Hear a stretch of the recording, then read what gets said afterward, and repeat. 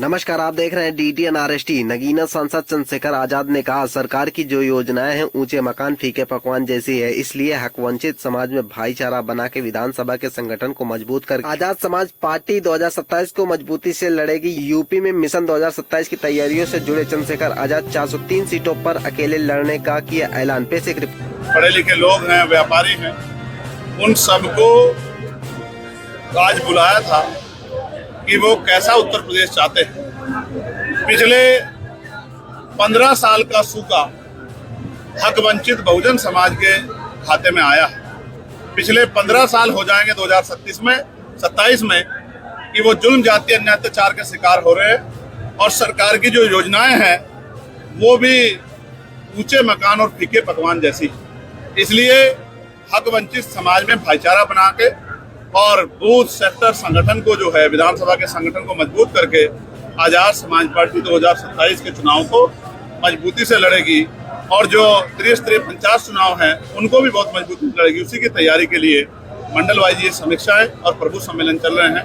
इसके बाद भी पदाधिकारियों का अलग से कार्यक्रम है जिसमें उनको गाइडलाइन दी जाए किस तरह से उनको अगले 2 महीने काम करना है। फिर समीक्षा करके जो भाईचारा कमेटियां 12 जातियों का भाईचारा संगठन हमने बनाया है उसको किस तरह दुरुस्त करना है और वोट तैयार करनी है और वोट के जरिए इस हक वंचित समाज को शासक बनाना है, इसकी तैयारी हम लोग कर रहे हैं। सर, बसपा में कौन सी कमी रह गई थी कि आप उसको पूरा करना चाहते हैं? पिछले 15 साल का जो सूखा हुआ है उन्हीं की वजह से है।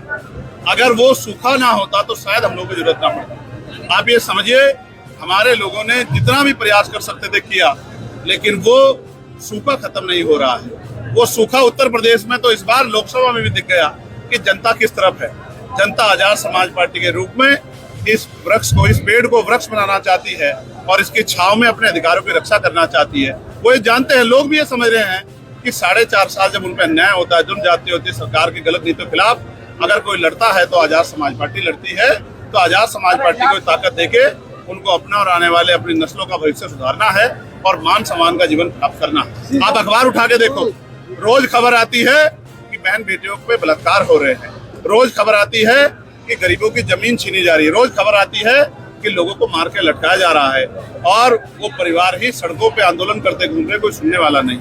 ये तब हो रहा है उस सरकार के संरक्षण में हो रहा है जो सरकार ये वादा करती है कि हमारी कानून व्यवस्था बहुत अच्छी है। कानून व्यवस्था बहुत बुरी है और जनता इस जंगल राज से मुक्ति चाहती है, वो मुक्ति का विकल्प चाहती है और आजाद समाज पार्टी एक ऐसा दल है जो सभी को साथ लेकर चल रहा है। इसलिए मेरा विश्वास है कार्यकर्ताओं की मेहनत संघर्ष से आजाद समाज पार्टी ताकतवर होकर उत्तर प्रदेश की सत्ता में आएगी और 403 विधानसभाओं पे हमारा ये जो संघर्ष है वो तेजी से आगे बढ़ेगा। अगले 1.5 साल में हम अपने बूथ सेक्टर विधानसभा कमेटी को मजबूत करके विधानसभा की तैयारी को मजबूती से आगे बढ़ाएंगे।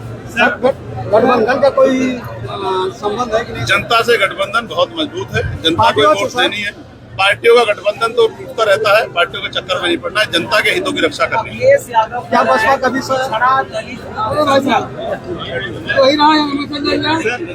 अभी जिला पंचायत का त्रिस्तरीय चुनाव हुआ, उसके बाद फिर 2027 में चुनाव आएगा उत्तर प्रदेश का। इस चुनाव को आजाद समाज पार्टी कैसे लड़ने जा रही है? देखिए, आजाद समाज पार्टी लोगों के बीच में पहुंच रही है। एक तरफ वो दल हैं जो पैसों के आधार पर आगे बढ़ रहे हैं, दूसरी तरफ मेहनत करने वाले दल हैं जो जनता के मुद्दों को लेकर आगे बढ़ रहे हैं। आज शिक्षा के नाम पे बाजारीकरण उत्तर प्रदेश में हो रहा है, नहीं हो रहा है। प्राइवेट स्कूल किस तरह से लोगों की खाल खींच रहे हैं। हर साल नया सिलेबस देते हैं, सिलेबस के लिए दुकान बताते हैं कि वहीं से किताबें मिलेगी, फीस अपने आप तय करते हैं। गरीब अभिभावक परेशान है, सरकार ने कोई सुध नहीं। अस्पतालों में किस तरह की चोर बाजारी हो रही है, गरीबों की जेब काटी जा रही है, ये भी किसी छिपाव नहीं।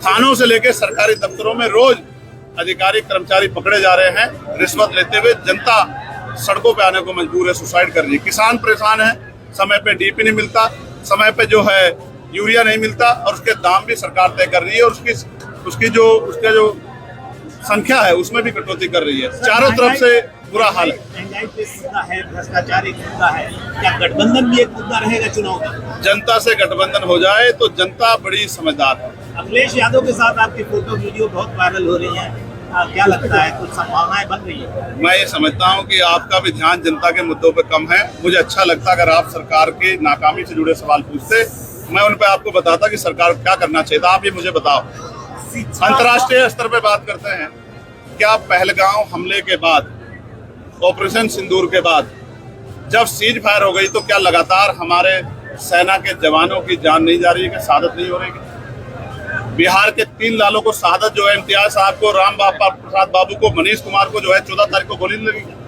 तो ये कैसा सीज फायर? हम इतने कमजोर हो गए क्या? कितने मुट्ठी भर के देश से जो है डर बैठे? सर आप संसद में हैं, संसद सदस्य हैं, आप भी कुछ सुझाव दे सकते हैं जनता को? मैंने सुझाव भी दिया और मैंने विशेष बुलाने की मांग भी की। हमने सरकार को कहा कि आज पूरा देश खड़ा है, रोज रोज सैनिकों के और बॉर्डर पर रहने वाले हमारे लोगों के जान से खिलवाड़ नहीं होना चाहिए। सरकार को आतंकवाद का सख्त कदम उठाना चाहिए। लेकिन हमारे समझौते तो अब अमेरिका में बैठे अमेरिका के नेता करा रहे हैं।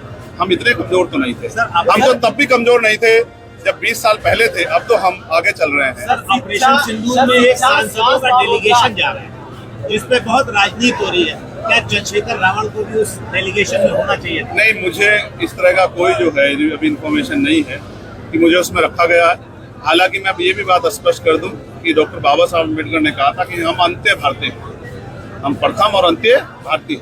तो भारत की अस्मिता, भारत का सम्मान हमारे लिए सर्वप्रथम है, उसके बाद सब कुछ है। इसलिए सरकार से तमाम विरोध के बाद, उनके विचारों का विरोध, उनकी पॉलिसियों के विरोध के बाद भी हमने सरकार को विश्वास दिलाया कि आज देश के गौरव का समय, देश की अस्मिता पर हमला हुआ है, तो हम सब लोग हम देश के साथ खड़े, देश की सेना के साथ खड़े।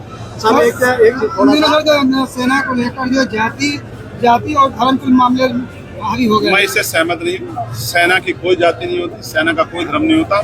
इस तरह से हम सेना का अपमान हमें जाने में नहीं करना चाहिए। सेना के जवान हैं और उन पे हमें गर्व है, क्योंकि वो वहाँ लड़ रहे हैं। इसी वजह से हम यहाँ सब उनसे बैठ के मीडिया से बात कर रहे हैं। शिक्षा, स्वास्थ्य, रोजगार पर न तो पक्ष बात करना चाहता है न विपक्ष बात करना चाहता है, इसके क्या? हम तो लगातार पार्लियामेंट में बात कर रहे हैं। हमने एजुकेशन पॉलिसी बताई कैसे होनी चाहिए, और हमने हेल्थ पॉलिसी बताई जिससे गरीबों की जेब नहीं कटेगी और सबको अच्छा इलाज और अच्छी एजुकेशन व्यवस्था होगी। हमने तो पार्लियामेंट में बात रखी सर। लेकिन सरकार उस पॉलिसी को लागू नहीं करेगी जिससे जनता को फायदा हो। सरकार उस पॉलिसी को लागू करेगी जिससे पूंजीपतियों को फायदा। उसने शशि थरूर के नाम पे जो सबसे आगे आ गया है, उसको लेकर कांग्रेस लगातार विरोध कर रही है। यार, मैं आजाद समाज पार्टी के विषय से ये कह रहा हूँ कि सरकार ने केंद्रीय जनगणना की बात की है, उसकी टाइमलाइन भी तय कर दें, डेडलाइन भी तय कर दें तो ज्यादा अच्छा हो जाएगा, वरना ये चुनावी जमला हो जाएगा और चुनावी जमले के बाद सरकार को जनता के गुस्से से, आक्रोश से जो है रूबरू होना पड़ेगा। सरकार जिला त्रिस्तरीय पंचायत चुनाव और जो विधानसभा चुनाव होगा, आजाद समाज पार्टी क्या सारी सीटों पे अपने चुनाव लड़ाएगी? या जिला पंचायत का चुनाव आजाद समाज पार्टी अपने बलबूते पे, त्रिस्तरीय पंचायत चुनाव अपने बलबूते पे लड़ेगी और बाकी के फैसले पार्टी के होंगे। लेकिन मैं आपको ये पूछना चाहता हूँ और बताना चाहता हूँ, गाजीपुर की सड़कें मैंने आज देखी। क्या आप ईमानदारी से बताइए, क्या गाजीपुर की सड़कें इस सरकार के झूठ का खुलासा करती नहीं करती? क्या हाल है गाजीपुर का? गंदगी का की क्या हाल है? पानी की व्यवस्था क्या हाल है? आप बताइए, क्या गाजीपुर की सड़कों के लिए मुख्यमंत्री जवाबदेह है या नहीं है? केंद्र की सरकार जो नेशनल हाईवे बनाती है उससे तो हम लोग सवाल वहाँ पार्लियामेंट में करते हैं, लेकिन राज्य सरकार जो है जो बड़े बड़े वादे करती पीठ ठोकती है, तो मुख्यमंत्री जवाब देगी गाजीपुर विकास से छूता क्यों है? गाजीपुर के हर 100 मीटर में गड्ढे क्यों है? क्या गाजीपुर जिले के लोगों के आत्मसम्मान के साथ खिलवाड़ करने का अधिकार सरकार को मिला है? चंद्रशेखर जी, एक अंतिम सवाल। अभी आपका मैं सुन रहा था स्पीच, उसमें आपने कहा कि संविदा कर्मियों को आप परमानेंट नौकरी करने जाएंगे अगर आपकी सरकार आई। इस दावे में कितनी सच्चाई? इसमें पूरी सच्चाई है। जिस तरह पार्लियामेंट में मैं निजी क्षेत्रों में आरक्षण का बिल लेके आया था, वो बिल नहीं था, वो ये भी सच्चाई थी कि होना चाहिए। उसी तरह से जितने संविदा कर्मी भाई हैं जो अलग अलग डिपार्टमेंट में आज डर रहे हैं कि कल उनकी नौकरी पर खतरा पैदा हो सकता है, मैं उन सबको विश्वास दिलाता हूँ कि वो घबराए नहीं, वो सेवा कर रहे हैं। उनकी सेवा को पक्की सेवा करने का हम लोग करेंगे। वीडियो वायरल हो रहा है। अब ये बीजेपी नेताओं से आप पूछना। सर, संविधान के अनुसार बाबा साहब कह रहे थे कि शिक्षित बनो, शिक्षित बनो, संगठित हो, संघर्ष करो। तो संगठित कहाँ? जो पार्टियां कहीं न कहीं लग रही है, बसपा और आपकी पार्टी। आप ही को लग रही है, पता नहीं क्यों, पता नहीं आप ही को क्यों लग रही है। एक आदमी घर से निकल रहा है, एक आदमी सड़कों पे खाद छान रहा है, एक आदमी के पैसे से बुलाए से लोग नहीं आ रहे, एक आदमी के यहाँ बैठने की जगह नहीं है। सर, बीजेपी सर, अगर सच्चाई होती तो मुख्यमंत्री सुरक्षा लेके नहीं घूम रहे होते।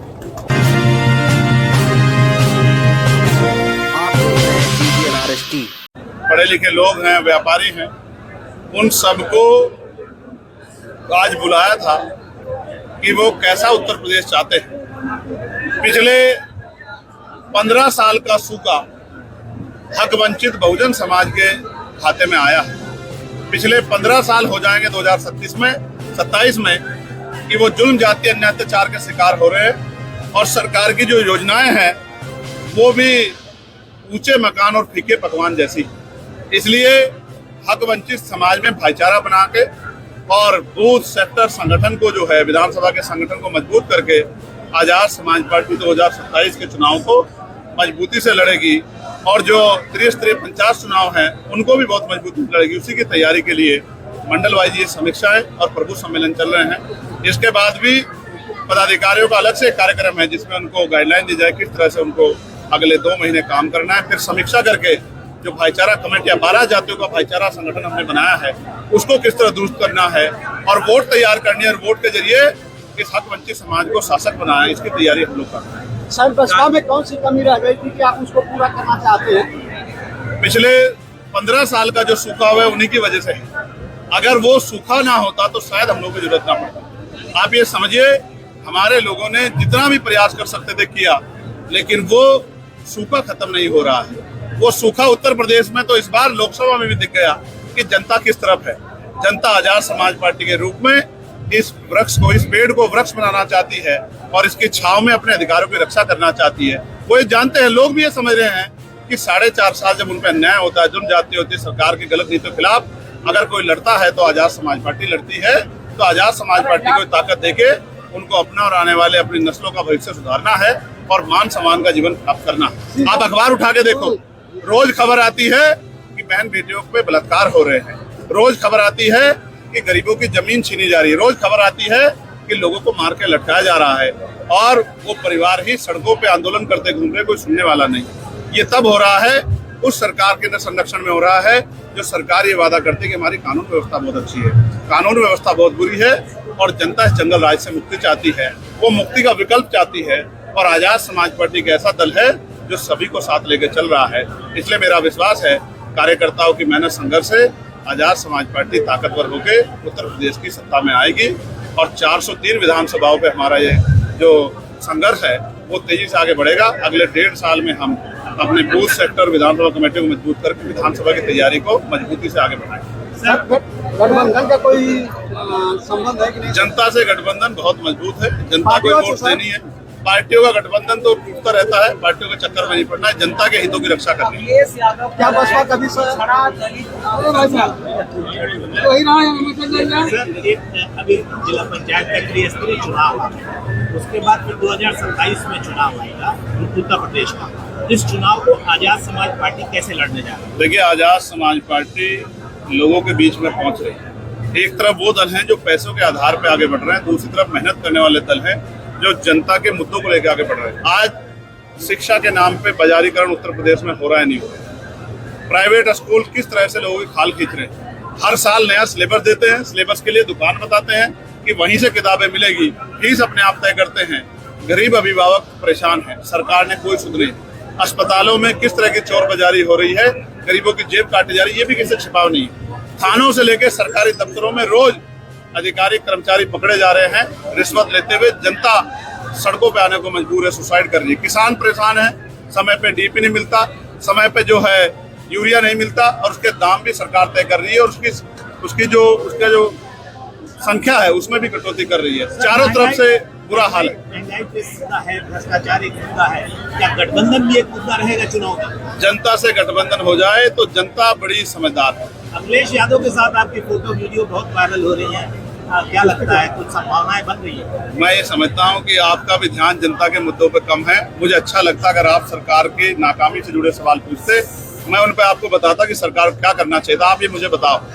अंतर्राष्ट्रीय स्तर पे बात करते हैं, क्या पहलगांव हमले के बाद, ऑपरेशन सिंदूर के बाद जब सीज फायर हो गई तो क्या लगातार हमारे सेना के जवानों की जान नहीं जा रही है, कि शहादत नहीं हो रही है? बिहार के 3 लालों को शहादत जो है, इम्तियाज साहब को, राम प्रसाद बाबू को, मनीष कुमार को जो है 14 तारीख को गोली लगी। तो ये कैसा सीज फायर? हम इतने कमजोर हो गए क्या? इतने मुट्ठी भर के देश से जो है डर बैठे? सर आप संसद में हैं, संसद सदस्य हैं, आप भी कुछ सुझाव दे सकते हैं जनता को? मैंने सुझाव भी दिया और मैंने विशेष सत्र बुलाने की मांग भी की। हमने सरकार को कहा कि आज पूरा देश खड़ा है, रोज रोज सैनिकों के और बॉर्डर पर रहने वाले हमारे लोगों के जान से खिलवाड़ नहीं होना चाहिए। सरकार को आतंकवाद के खिलाफ सख्त कदम उठाना चाहिए। लेकिन हमारे समझौते तो अब अमेरिका में बैठे अमेरिका के नेता करा रहे हैं। हम इतने कमजोर तो नहीं थे, हम तो तब भी कमजोर नहीं थे जब 20 साल पहले थे। अब तो हम आगे चल रहे हैं। सर, ऑपरेशन सिंदूर में एक सांसदों का डेलीगेशन जा रहा है, जिस पे बहुत राजनीति हो रही है। क्या चंद्रशेखर रावण को भी उस डेलीगेशन में होना चाहिए? नहीं, मुझे इस तरह का कोई जो है जो अभी इन्फॉर्मेशन नहीं है कि मुझे उसमें रखा गया है। हालांकि मैं अब ये भी बात स्पष्ट कर दूं कि डॉक्टर बाबा साहब अम्बेडकर ने कहा था कि हम अंत्य भारतीय हैं, हम प्रथम और अंत्य भारतीय। तो भारत की अस्मिता, भारत का सम्मान हमारे लिए सर्वप्रथम है, उसके बाद सब कुछ है। इसलिए सरकार से तमाम विरोध के बाद, उनके विचारों का विरोध, उनकी पॉलिसियों के विरोध के बाद भी हमने सरकार को विश्वास दिलाया कि आज देश के गौरव का समय, देश की अस्मिता पर हमला हुआ है, तो हम सब लोग हम देश के साथ खड़े, देश की सेना के साथ खड़े। सर एक सेना को लेकर जो जाति और धर्म के मामले भारी हो गए, मैं इससे सहमत नहीं हूँ। सेना की कोई जाति नहीं होती, सेना का कोई धर्म नहीं होता। इस तरह से हम सेना का अपमान हमें जाने में नहीं करना चाहिए। सेना के जवान हैं और उन पे हमें गर्व है, क्योंकि वो वहाँ लड़ रहे हैं। इसी वजह से हम यहाँ से उनसे बैठ के मीडिया से बात कर रहे हैं। शिक्षा, स्वास्थ्य, रोजगार पर न तो पक्ष बात करना चाहता न विपक्ष बात करना चाहता, इसके क्या? हम तो लगातार पार्लियामेंट में बात कर रहे हैं। हमने एजुकेशन पॉलिसी बताई कैसे होनी चाहिए, और हमने हेल्थ पॉलिसी बताई जिससे गरीबों की जेब नहीं कटेगी और सबको अच्छा इलाज और अच्छी एजुकेशन व्यवस्था होगी। हमने तो पार्लियामेंट में बात रखी सर। लेकिन सरकार उस पॉलिसी को लागू नहीं करेगी जिससे जनता को फायदा हो। सरकार उस पॉलिसी को लागू करेगी जिससे पूंजीपतियों को फायदा हो। उसने शशि थरूर के नाम पे जो सबसे आगे आ गया है, उसको लेकर कांग्रेस लगातार विरोध कर रही है। यार, मैं आजाद समाज पार्टी के विषय से ये कह रहा हूँ कि सरकार ने केंद्रीय जनगणना की बात की है, उसकी टाइमलाइन भी तय कर दें, डेडलाइन भी तय कर दें तो ज्यादा अच्छा हो जाएगा, वरना ये चुनावी जमला हो जाएगा और चुनावी जमले के बाद सरकार को जनता के गुस्से से, आक्रोश से जो है रूबरू होना पड़ेगा। बीजेपी सरकार जिला त्रिस्तरीय पंचायत चुनाव और जो विधानसभा चुनाव होगा, आजाद समाज पार्टी क्या सारी सीटों पे अपने चुनाव लड़ाएगी या? जिला पंचायत का चुनाव आजाद समाज पार्टी अपने बलबूते पे, त्रिस्तरीय पंचायत चुनाव अपने बलबूते पे लड़ेगी और बाकी के फैसले पार्टी के होंगे। लेकिन मैं आपको पूछना चाहता हूँ और बताना चाहता हूँ, गाजीपुर की सड़कें मैंने आज देखी। क्या आप ईमानदारी से बताइए, क्या गाजीपुर की सड़कें इस सरकार के झूठ का खुलासा करते नहीं करती? क्या हाल है गाजीपुर का? गंदगी का की क्या हाल है?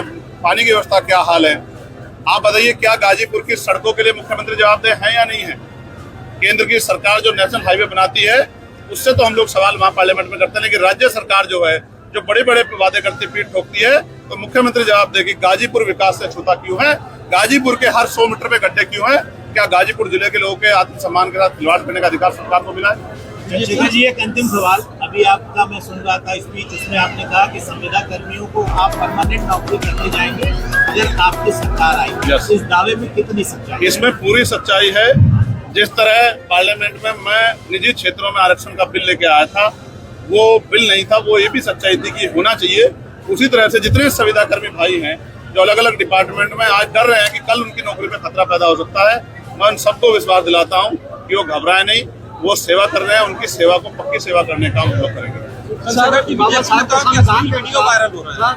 अब ये बीजेपी नेताओं से आप पूछना। सर, संविधान के अनुसार बाबा साहब कह रहे थे कि शिक्षित बनो, शिक्षित बनो, संगठित हो, संघर्ष करो। तो संगठित कहाँ जो पार्टियां कहीं न कहीं लग रही है, बसपा और आपकी पार्टी। आप ही को लग रही है, पता नहीं क्यों, पता नहीं आप ही को क्यों लग रही है। एक आदमी घर से निकल रहा है, एक आदमी सड़कों पे खाक छान रहा है, एक आदमी के पैसे से बुलाए से लोग नहीं आ रहे, एक आदमी के यहाँ बैठने की जगह नहीं है। सर, बीजेपी सर अगर सच्चाई होती तो मुख्यमंत्री सुरक्षा लेके नहीं घूम रहे हो।